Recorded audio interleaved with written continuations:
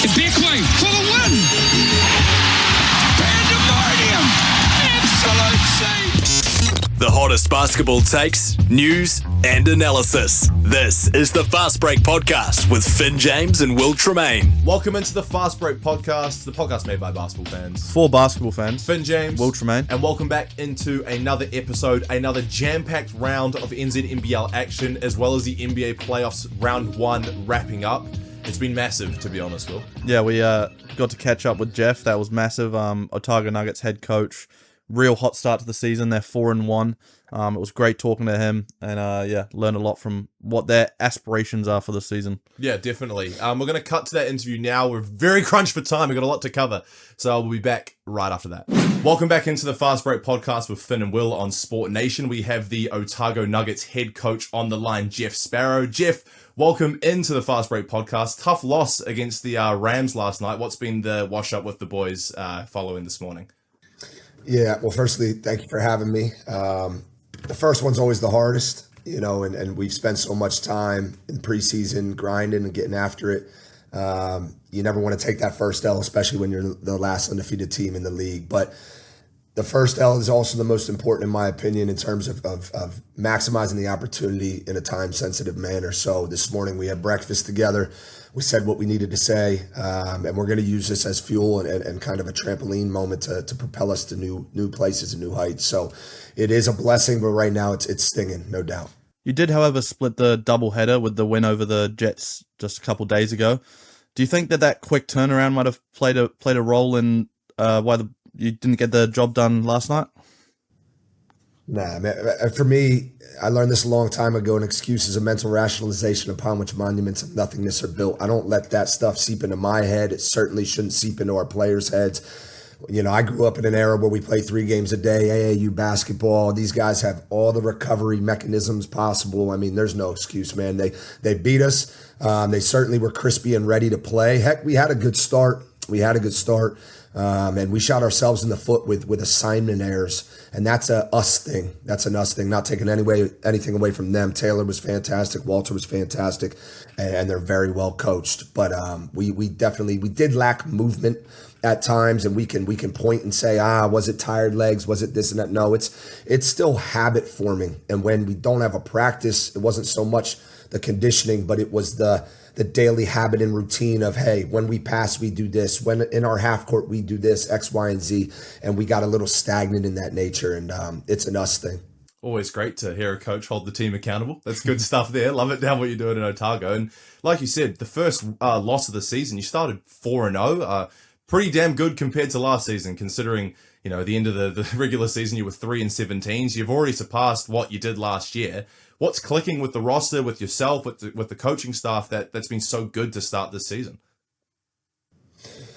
We recruited great people, so that always helps. And we laid a culture with very clear expectations of who we are off and on the court.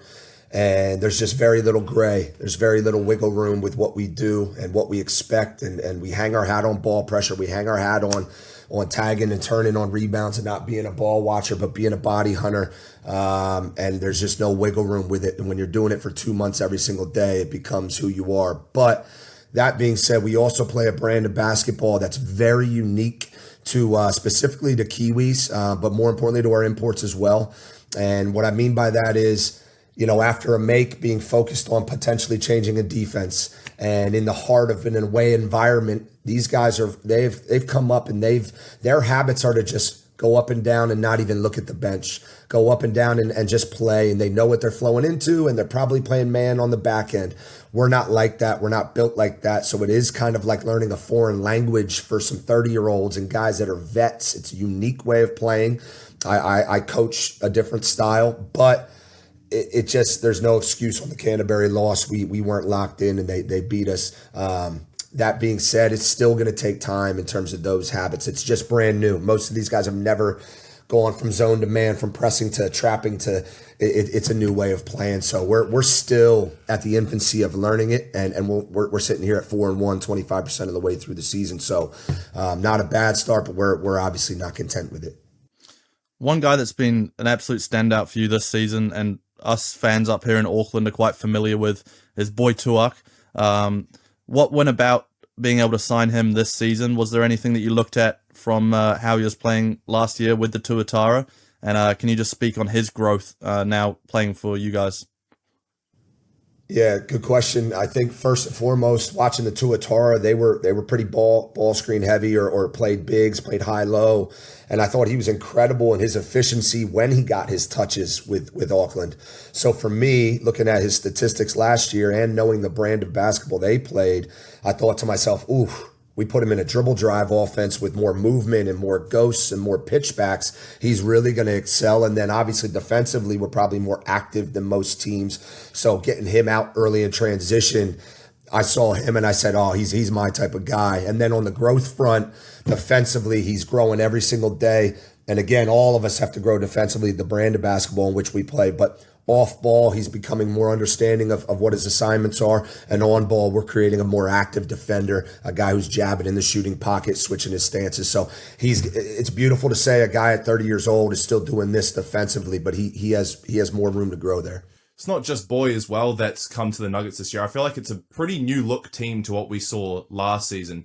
Miller Jost coming in, Zach McKenzie, a local boy that's been playing in Aussie as well, Mike Henn, Elaine Louie. What was the purpose of building this roster in your eyes with being a head coach for the first time? Why did you kind of orchestrate this roster to go into this year? And it's been successful so far. Yeah, I think number one, I was looking for switchable defenders. Number two, I was looking for guys with motor.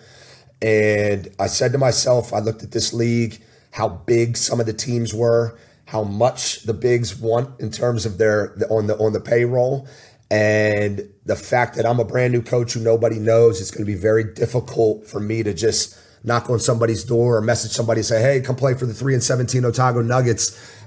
So I had to get a little creative with it, but at the end of the day, I also was looking for a small ball active group that we could switch and trap and play, and that was kind of the foundation of the early recruitment of it. What's the culture like down in Otago? Considering last season, has there been any conversations about going 3-17 and having a chip on your shoulder? Like, what kind of culture have you been trying to build, not in the off season, now leading into the season so far? Yeah, I think just knowing when I recruited everybody, I said, if you're not here March 9th, this conversation ends, because I am a huge culture guy, and you might be able to do a little bit of research on this, but I come from one of the most unique cultures in the world in terms of Reading High basketball. Reading High basketball is the second or third winningest high school in all of America. And our culture, Netflix was, I think, talking about doing something about our culture in terms of what we do, how we link before a game, what we say before a game, who we shake hands with in timeouts, or the front row women at Reading High basketball games. Our players all say hello to them. Yes, sir. No, sir. Got you, coach. Love you, coach. Okay, we're built on a foundation of love in Reading. And the reason why I say that is that's my expectation. That's how I came up. That's what I know. So I wouldn't allow this opportunity, myself, first year head coach, to be a kind of a distant arms distance relationships and kind of getting to know each other. No, I have to feel like you're invested in me as much as I'm invested in you. I have to feel like there's a love here. We don't have to say family on three, we're here for 6 months, but there needs to be a deep rooted relationship being formed every single day with these guys. So we had Zoom calls prior to March 9th. We had team bonding prior to March 9th. And I had some feedback from some guys in our program that were like, Coach, I've been here for 10 years, 15 years. I never even met somebody before they got to Dunedin. So I think laying that foundation early has obviously helped us, with our good start. But culture is something that coaches throw out left and right. It's who you are and how you're living it every single day. So starts with me, starts with how I wake up, starts with the energy I bring. But now we're passing it off to the players, and they have to own it as well, and they have to take it to a whole nother level. Was that quite a culture shock for you coming to New Zealand, more specifically Dunedin, coming from where you've just talked about, and like the kind of basketball community down in Otago? And also, are you enjoying your time in New Zealand? Yeah, well, unbelievable culture shock, night and day, apples and oranges. And it didn't hit me so hard coming down to New Zealand as much as I've spent some time in Australia, and just the casualness of practice here, practice there. And, we just come from a different place. I grew up in Birdsboro, Pennsylvania, which was next to Reading, and we hoop every single day. It's Saturday morning. We're hooping 6 hours a day. I had gloves on my hands as a kid, shoveled the snow, and got my workout in, my 2-ball workout. So ball is really life. Some people say that, but that is how I came up. So to be down here, I knew it was a turnoff for some guys when I said, hey, we practice 7 days a week. We're probably 2 a days in preseason, 3 a days in preseason. And that was like, oh man, maybe I don't love basketball as much as I thought I did. But, and look, to the other parts of your question, Dunedin's amazing. Dunedin is amazing, an amazing place. The people are kind. Aesthetically, it's beautiful. I'm looking out my window past my laptop right now. I see the harbor, and yeah, great place. I know it gets a little chilly down here, but I'm a Northeast Pennsylvania guy. We grew up in the snow and the ice, so this is nothing to me. And are there any guys on your roster right now who might be hiding from, maybe not getting as much game time, but younger guys who you think are going to make a big boom in the next couple of years? Well, I think we got guys on this roster that are going to make a big boom in the next couple of weeks. We are extremely deep, and it takes time. The only thing that separates Ethan Russ-Batch from Tyson Thada at times is just execution. Both can shoot, both can defend, so that's the culture we really build, is a competitive nature where Monday, 7 days before our Sunday game, we're at each other. We're going to get the best of each other every day, and there's just constant growth. So I think guys like Christian Martin and Tyson Thada, and even deeper down the bench like Toby Hunt and Oak Chisholm and Harry Bazette, those guys are coming. So we have a deep crew. This lineup will look different in 2 months, and as it should. There will be constant growth. And just lastly from me, Jeff, the Doctor of Defense I've seen is your nickname. How did that come about? Yeah, good question. It came about as in my early 20s, I was, my habits and my routine, I was just getting in the gym, doing my workouts. But I started to develop a training kind of platform where players would come in, and I'm looking around the area I live, and then just the world in general, and everybody's teaching people how to shoot, pass, and dribble. And that wasn't my thing anyway as a player. So, defensively, I started locking people up. I would bring in pros and just defend them for 2 hours straight, 3 dribbles, check, and I'm in my stance, and I never got a chance to even play offense. So I think that was kind of the early makings of it. And then we had an unbelievable year in 2017 at Reading High where we broke a state record. I think we had 415 steals in 33 games. That's an average of, I want to say, like around 13 steals. And I don't know if that record will ever be broke. And that team was arguably one of the best defensive teams ever in the history of Pennsylvania basketball, went on to win a championship 30-3. So I think after that moment, it really kind of, okay, this guy lives it, breathes it, and loves defense. Well, it's been amazing talking to you, Jeff. Thank you so much for your time. All the best for the rest of the season. And hopefully we'll be able to catch up with you again at some point this season. Yeah, appreciate you guys. Thanks for having me. You're listening to the Fast Break podcast on Sport Nation with Finn and Will. Sal's NBL action, of course, continues. We've had round 4 already in the books. And there were some big performances this round, Will. There were a few notable names who I think we're going to be seeing a lot throughout the season.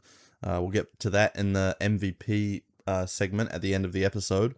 But if we go through each game, starting off the round with the Saints versus the Airs, 111-89 win for the Wellington Saints here, Finn. Who were some standouts in this one? The obvious one, probably the best performance of the round, and spoiler alert, bit of a spoiler potentially for the MVP at the end of the episode, but Elijah Pepper, massive game from Elijah Pepper, obviously with 36 points, 4 boards, 6 assists, and 4 steals, Will. Yeah, massive. Showing he can play the defensive end of the floor as well.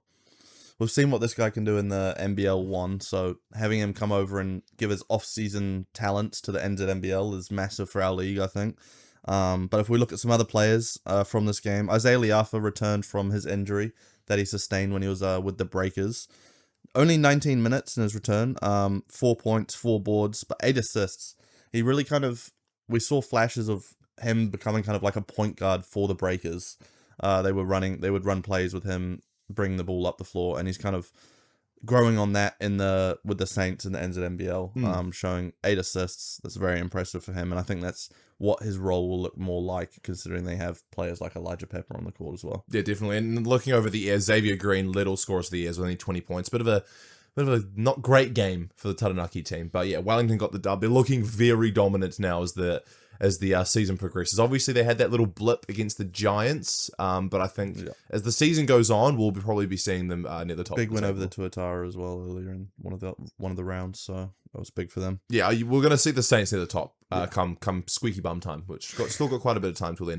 But if we move on, the Nuggets and the Jets were the next game of the round. The Nuggets had a back-to-back. Obviously, we just spoke to Jeff Sparrow before about how their season's unfolding. They had a back-to-back, and they did, on the start of the back-to-back in this round, get a 99-96 win over the Manawatu Jets. A very entertaining game, Will. Yeah, best game of the round for Ethan Rosbach. 23 of the season so far for Rosbach. 23 points and 4 steals. And then Boy Tuak, who's been obviously their go-to guy all season long. Incredibly impressive. He had 22 points as well. So that's kind of like a mainstay for the Nuggets, I think, on the box score for the rest of the season. Boy Tuak around that 20 point per game mark. If we look at some other players, though, Elaine Louise stuffed the stat sheet. He had 15 points, 7 boards, and 8 assists. Good game from him. All around for him. Who were some other players as well that came up? Just big quietly, Zach McKenzie, local boy, first season in the Cells NBL, I think, since spending some time in Aussie, hit a big-time 3 in the back end of the fourth quarter. That did ultimately seal the deal. There were a few, free throws and then a 3-pointer from Boston Caldwell, but Zach McKenzie kind of put the dagger into the hearts of the Jets. But if we do look over to some of the players on the Jets, Jamel Poplar Jr. and Caden Sand. Caden Sand's my favorite player in the NBL, guys, by the way. I'm just putting it out there right now. High flyer, shoots the ball well. Love Caden Sand. We'll get into him a little bit more in the other game the Jets played this round. Shaden Sharp? Yeah, he's the NZNBL version of Shaden Sharp, you could say. But, okay. Well, maybe. But they both had 25 points. Poplar continuing his form as well, had 10 boards on the night as well. 2 very impressive imports for the Jets there. Yeah, really good. And obviously, they don't have Byron Mullins at the moment. He's out with injury. They did bring in another import, but he hasn't been that impactful yet. And Byron Mullins has hung around as like a sort of player coach, which is great. A wealth of experience from Byron, obviously an NBA. You could almost say NBA veteran. 150 plus games, I think, over his little tenure.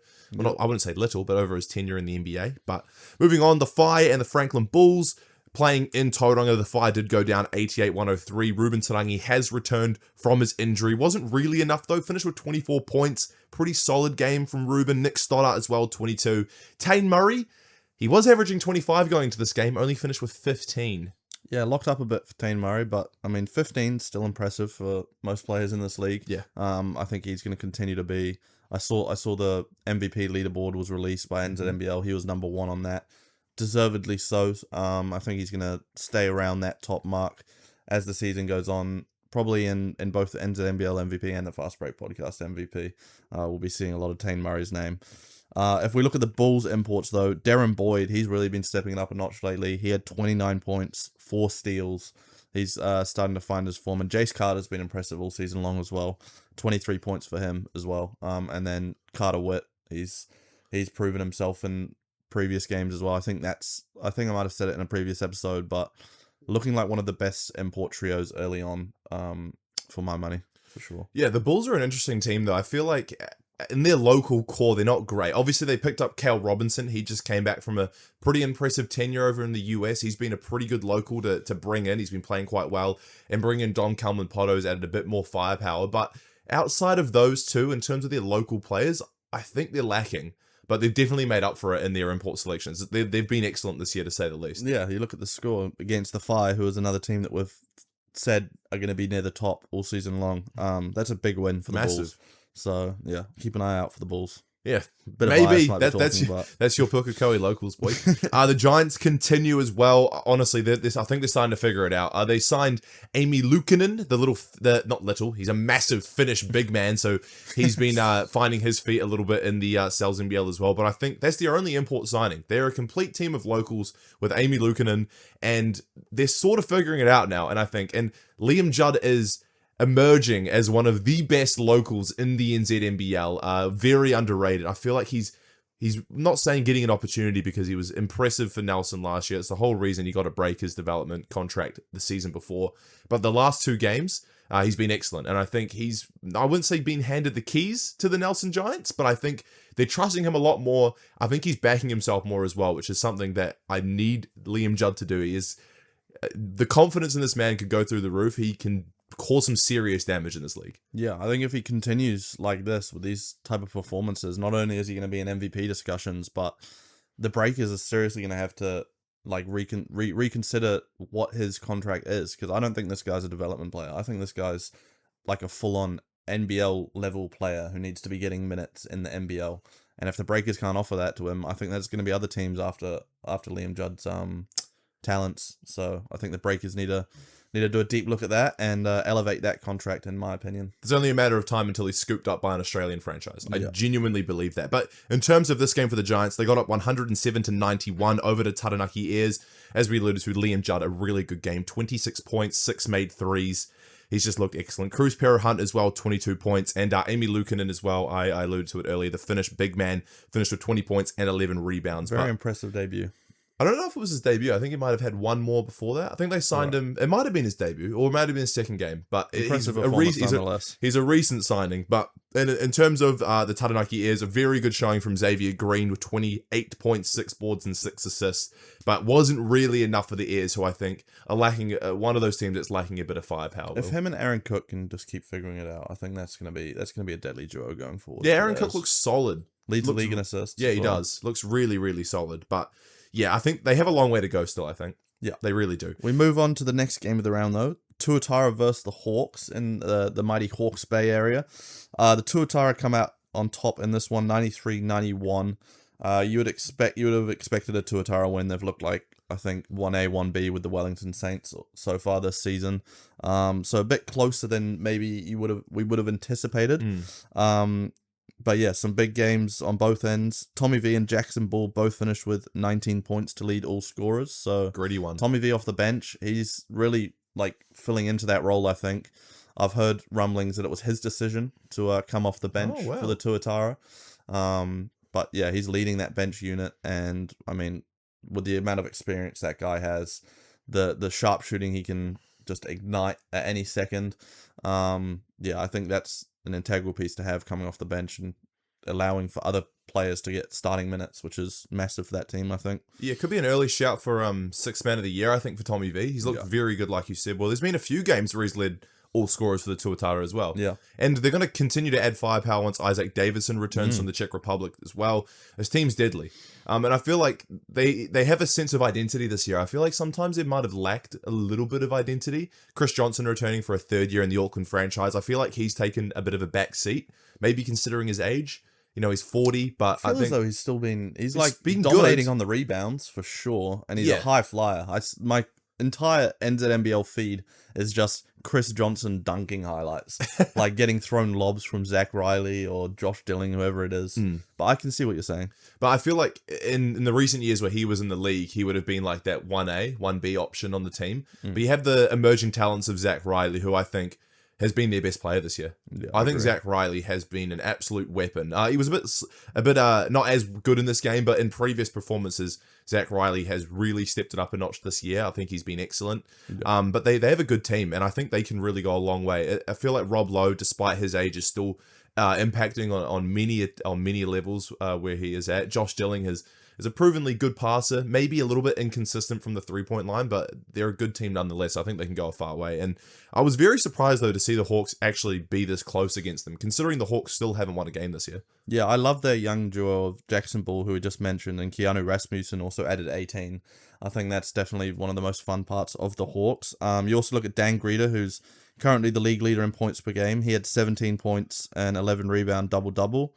And then one last person to stand out on the Tuatara was Josh Dilling, 15 points. I think he's slowly starting to find his form as well. Yeah, definitely. For the Tuatara. And if we move on, the Rams and the Nuggets finally lose their first game of the season after a blistering start. They were 4-0, obviously went down to the Rams, which is tough to go play in a hostile place like Canterbury as well on your second game in 2 days. I think the legs of the Nuggets slowly just got a little bit tired, but the Rams were excellent. Taylor Britt has been solid all season, 25 points, And Jack Andrew, 21-point double, 13 boards in the night. And Walter Brown, he's come back from UNLV and he has looked like a far more polished player than he has in recent years. Not saying he wasn't good in recent years, but I feel like he's come back and he's, got more confidence. And I think he has the ability to score the ball far better than he has in recent years to add to his defensive prowess. He's always had Walter Brown. He's looked excellent.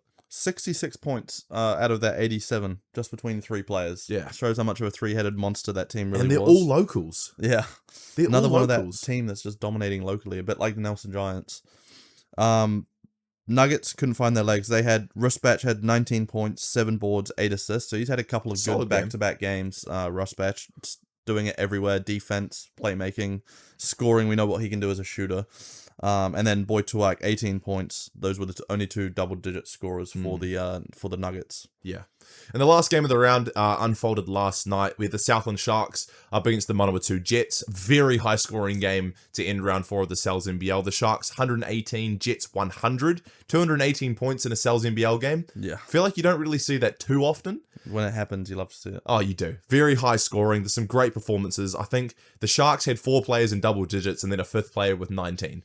Yeah. So that's a very good performance from the Sharks, and I think they're going to be one of those teams that are going to make a deep run again. When considering they made the finals last year, and they're basically running it back with the exact same lineup, minus Josiah Alec. Keelan Boone has finally found his feet in this season, obviously coming off that injury that he sustained in the G League. Finished with 25 points. Asbury was good. Braden Enger erupted for 23. And Caleb Asbury was good. Sam Timmons as well with a huge double-double. And then Tukaha Cooper, probably his best game this season, finished with 19. These boys are the real deal. Yeah, Sam Timmons, I think he's another early MVP frontrunner. Leading the league in rebounds, I believe, 14 boards in this one. And like you said, Asbury doing it everywhere, 27 and 7. I think he might have been top. He was near the top in assists per game last year. Might have been number 1. He's going to be up there again this year. Perfect playmaker on the team. And if we look at the Jets in this one, Poplar Jr., he had 21 points. He's kind of been their top guy, go-to guy all season long. And Caden Sand, Finn's favorite player, he finished with 25 points and 2 windmill dunks. 2 windmills. Might I add. He's got NBA level bounce, guys. Yeah. Like he genuinely does. He's a great player, and I'm just happy to see him in the league. He's exciting. Another he really exciting is. round of NZNBL, and yeah, there's plenty more to come, so can't wait. Yeah, thoroughly looking forward to it. We're going to take a quick break here on the Fast Break podcast. The NBA playoffs are absolutely booming. We're going to be just dissecting that right after this. You're listening to the Fast Break podcast on Sport Nation with Finn and Will. The NBA playoffs round 1 has finally basically ended by the time you'll be listening to this, and by the time this is uploaded tonight as well. The last game will be done between the Raptors and the Cavs. Cavs. Game Jeez. 7. Yeah. Best 2 words in sports. Games, yeah, exactly. The NBA playoffs has been, the first round in particular, so obviously is still the first round. Amazing. I don't think we could have asked for a more entertaining first round. Obviously, you could have got a Game 7 in every series.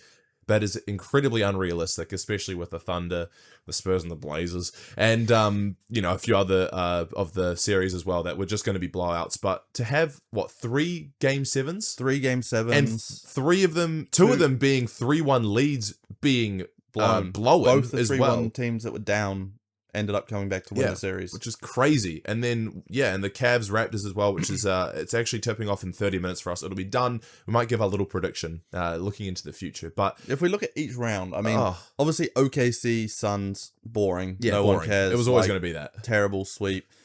Spurs Blazers for me was amazing, but I understand that for most people probably wasn't the most entertaining. 4-1. Spurs made quick work of us, whatever. Yeah. Lakers Rockets, I felt that wasn't the most entertaining series just because KD was missing games. Luka and Reeves were both out. I feel like there are went up storylines there. There's storylines there. There are. Though. The Rockets won 2 straight to make it 3-2, but then the Lakers closed it out. No, but I think there's more to digest in that series in particular because the Rockets once again make the playoffs after having a better regular season last season, but this season they still had a solid regular season. The whole reason they got KD is to add experience to their team come the playoffs, and he played 1 game, and they won 2, and they lost to a Luka Doncic-less and Austin Reeves for 2 games Lakers, and LeBron is 41, and Marcus Smart went crazy. Yeah, I mean, like this, and they shouldn't be. To be fair, I genuinely think the Rockets probably should have put up a far better fight than they did. Yeah, I mean, I've never rated Alperen Sengun. I don't think he's the greatest. And then Thompson, I think Can't the score. ceiling is massive for that guy. Like you said, his jump shot needs some work, but if he can figure out a consistent 3-ball, he's going to be one of the best players in the league, in my opinion. Wow, big call. Like with the defense that he's shown. But yeah, I mean, this Lakers team, Marcus Smart and Luke the Nuke and Rui Hachimura just step in and save LeBron's legacy, essentially. Game 6. Was it game 6? Yeah, game 6. Rui Hachimura, wow, flamethrower. He couldn't miss. Even the commentators were saying every time that Rui put up a 3, it looked like it was going in. And that was just like carbon copy of just some other player each game. There was one player from the Lakers each game in this series that would just erupt for the best game of their careers and get them a win. Like whether Luke it was the Nuke, Marcus Smart had a game, or Rui. Someone else was in there, And then Austin Reeves put the icing on the cake. I'm not going to lie. Austin Reeves in game 6 was bloody good. Yeah. And LeBron was, I'd say, other than it must have been game 4 and maybe game 5, was not as good. But considering the age of the man, I actually thought LeBron was pretty damn solid throughout this series. Yeah. And I mean, with all of this being said, they're playing OKC now in round 2. Oh, they're not I'm getting... sorry, but no chance. with no Luka, I think it's a sweep. I don't think Luke is... Genuinely. I don't think Luke is expected back this round either. I'm pretty No, sure I it's think- only if they made the conference finals there was a chance Or he'd if be it back. was like a 7-game series, maybe it'd be back Yeah. in like 6 or 7. But I think OKC sweep the Lakers. I don't see them winning a game. I think they get one. But I think that there's no... I mean, I've had the Thunder making the conference finals before the season even started. I'd make them the finals. Well, there you go. Not that was a hot take. Yeah, so that's gone in that series. Thoroughly looking forward to how that unfolds. But if we look at the other side of the West as well, the Spurs and the Trailblazers, we already brushed over that. Like you said, pretty easy work, even with Wemby, with the concussion, ended up being fine. I mean, I want to talk about the lead that we choked, though. Oh, yeah. In game 3 and game 4, both in Portland, it was 1-1 series headed to Portland. Game 3, I believe it was a 15-point lead. Choked that, ended up losing the game. Game 4, we had a 19-point lead, ended up the Spurs coming back from that. Not only coming back from that, ended up winning the game by 21. It was like a 40-point swing. There was some stat, someone can fact check me, but it was like the biggest swing of like scoreline in NBA playoff history. 40-point swing for the Spurs' favor to end up winning that game, and they took both games in Portland 3-1. GG's back in San Antonio blew us out, obviously. That swing will be up there with the Clippers comeback against the Warriors in, I think it was 2019 or 18, I think it was. Jeez, I don't know. Look at what these Clippers fans Don't have to even cling remember on that. to. Landry Shamet with the game winner. I think we were down 30. Did you guys make the playoffs this year? So moving on to the that other side of the West as well, the Nuggets and the Timberwolves series. what a I don't series. think anybody could have predicted what unfolded in this series. Yeah. First of all, for the Timberwolves to even upset the 3rd seed as well in 6 games, I didn't really see happening. But for them to do it without their best player and another double-digit scorer in Dante DiVincenzo, And they missed then Ayo Dosunmu to in game close 6. out the series without Ayo, the game 5 saver who had the best game of his career. 45? I got to take my hat off to Jaden McDaniels. You got to do it. Jaden McDaniels and Terrence Shannon Jr. of all people. No hate on Terrence Shannon Jr. I think he's probably going to be a really good player and probably have a pretty long career in the NBA. But Jaden McDaniels talked the talk and walked the walk in the locker room, interviews and stuff. He was saying every player on the Denver Nuggets is a bad defender. He goes out and drops 30 plus in like multiple games this series and closes out.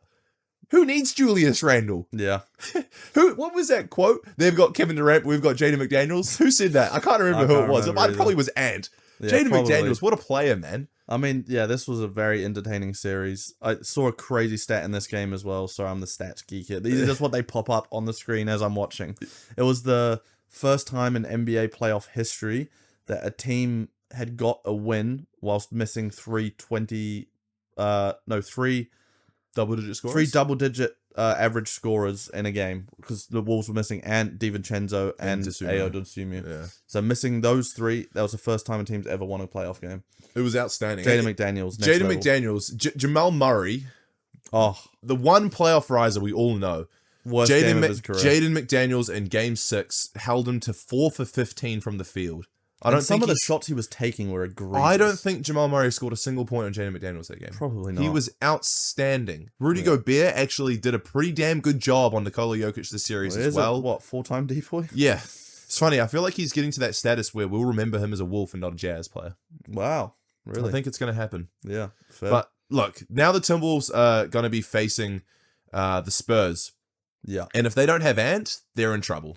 I mean, even if they have Ant, I think the Spurs win this one. But in saying that, the Blazers did give the Spurs problems in moments. Like I said, we had some big leads against them. Yeah. And that's the Blazers. And the Wolves are a better team than the Blazers. Far better. So I think if Ant comes back nice and early, which I pray he does, because we obviously want full strength teams. AO comes back. Obviously, DiVincenzo's out for the rest of the season. Prayers up to him. Yeah. And the letter 0. We know how cursed that Letter is. or number?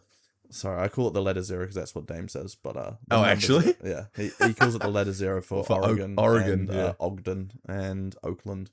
Okay. 3 areas. Anyway, sidetrack. Yeah, but I think Ant comes back early in this one. I think they give the Spurs problems, and I think that this goes to 7. And then I think we get a Wemby versus Ant game 7 masterclass. The best player comes out on top in Wembanyama. That's my prediction. Yeah, I'm not sure how I see this series panning out. I think it really comes down to how Rudy Gobert contains Victor Wembanyama in this series, and I think Rudy has the tools to not hopefully, because I'm a big Wemby fan, but I think Rudy definitely has the tools to limit Wemby. But there's other players on this team: Steph Castle, De'Aaron Fox.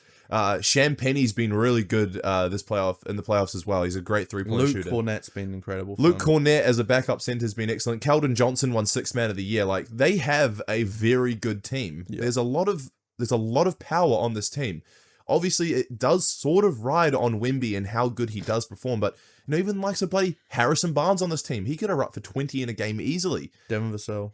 Sharpshooter. Yeah, this is a team with not just Wemby. I think people sometimes forget that they were the 2nd seed and almost got up to the 1st seed in the regular season. Like, this is a team that can make a deep playoff push. Game 3 against Portland without Wemby, they won. So I mean, yeah. Yeah. Stephon Castle, I think he gets a lot of unnecessary hate. He's great. He's such a good player. I got to watch 5 games of him in a row.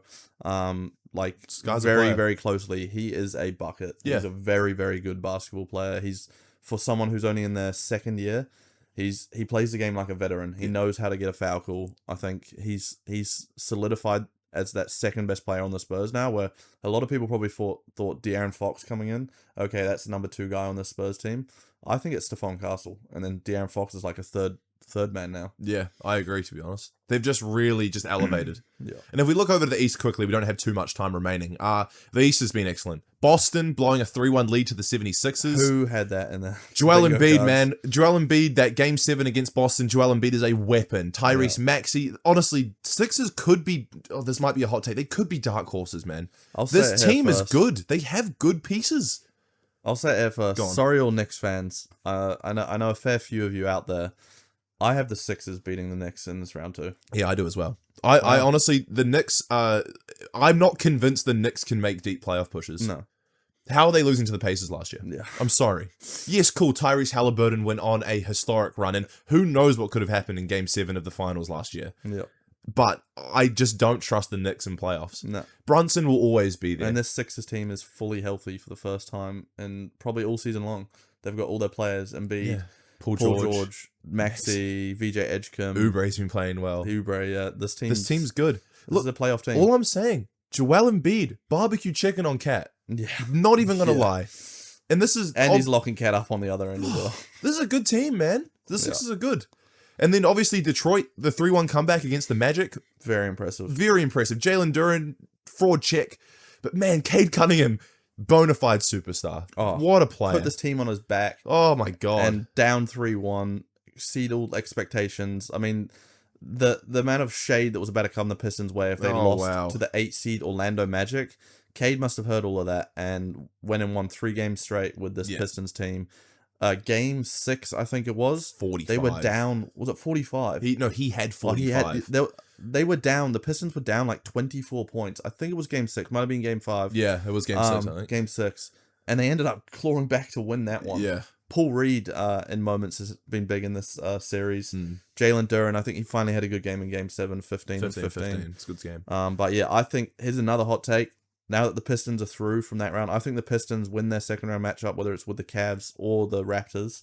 And then I think they're going to win the Eastern Conference Finals. Wow, that's a I hot think they're take. going to the finals, the Okay. Pistons. That's my hot take. And then, sorry, I just also got to give my flowers to Paolo Banchero. He was excellent this series. He's a regular season, I won't say scrub, but he really hides in the regular season, but he was very good this playoff series. Yeah, he was good. The Eastern Conference, surprisingly, has been Raptors, Cavs this afternoon. Game as well. 7, What's my your God. predictions, Finn? Quick. I think the Cavs get up. Cavs? Yeah, I think. Oh, the Raptors are right in the momentum. Nah, I'll still go Cavs. I'll go Cavs. It's in Cleveland. But yeah, some absolutely just outstanding series throughout both sides of this playoff tree. It's been a hell of a watch. And unfortunately, we're out of time, so we can't dive into it too much more. But we're going to take a quick break. Sells NBL Fast Break Podcast MVP right after this. Welcome back into the Fast Break Podcast on Sport Nation. Time to announce the NZNBL Fast Break MVP for round 4. Yeah, we did say last week that we would make some changes from those 2 games on Monday if there were any, but there were no standouts to knock out any of the top 3, so that will remain the same. But yeah, looking at round 4, was this? Or were we Round 4. Round 4. Top 3. Who was third place, man? Let's get right into it. Third place. Second appearance in a row at third place for this man, Will. From the Nelson Giants, Liam Judd. A very big game once again against the Taranaki Airs. 26 points and 6 made threes for the great man. Yeah, it's rare you see someone who can shoot that well and is a high flyer. So when you're able to do both of those things, you're genuinely going to turn out to be a good basketball player. And that's why he's ended up on the list 2 weeks in a row. Could become somewhat of a mainstay. And he's racking up the points that will go towards the... we're a bit like the Dally M. We are MVP, the Dally M aren't we? medal. With the Dally M medal for the NZNBL. And But just, yeah, like I said earlier in the podcast, Liam Judd might be one of the best local guys in the league. Most underrated, I feel like. And I think we might see him here a little bit more if Nelson continue on the upwards trajectory as they are. yeah. But coming in at second place from the Franklin Bulls, we have Darren Boyd. He had a big game in their win over the Tauranga Phi, so kind of a battle for 2 potential playoff teams right there. I think he finished with 29 points. So big outing from him. Like we've said previously, those Bulls imports are really starting to find their footing. And Darren Boyd especially, I think he's just shown growth game over game. So, yeah. It's weird because, well, not weird, but surprising because when the Bulls first played against the Tuatara, they obviously did go down in that derby matchup to start the season. But Jace Carter looked like the best out of the 3 of them. But I feel like Darren Boyd has been improving every game. Yeah. Jace Carter's still been really solid, and Carter Witt. Carter Witt. He might be the one of the best passers in the league. He's up there for assists per game. All for 3 sure. of them are elite import. I don't think you can definitively say that one of them's better than the other 2. I think they're all 3 elite players. Yeah, for sure. And just lastly, Will, who's first on the list? We alluded to it a little bit First on the list from the Wellington Saints. I think we're going to be seeing this guy a bunch. Might be one of the early odds-on favorites at the Fast Break Podcast MVP. We'll have to check the Bet Your odds to see who's paying the best for the Fast Break Podcast MVP. But Elijah Pepper from the Saints, 36 points. We've seen what he can do in erupting games. He's gone for 50 in NBL 1 games Plenty over in of times. Oz. So 36 is probably just another day in the office for Elijah Pepper, and that's why he lands at number 1 on the week. Yeah, unsurprising that he's there again. This is all for the Fast Break Podcast. We'll see you next week for some more action in the NZNBL and the NBA playoffs.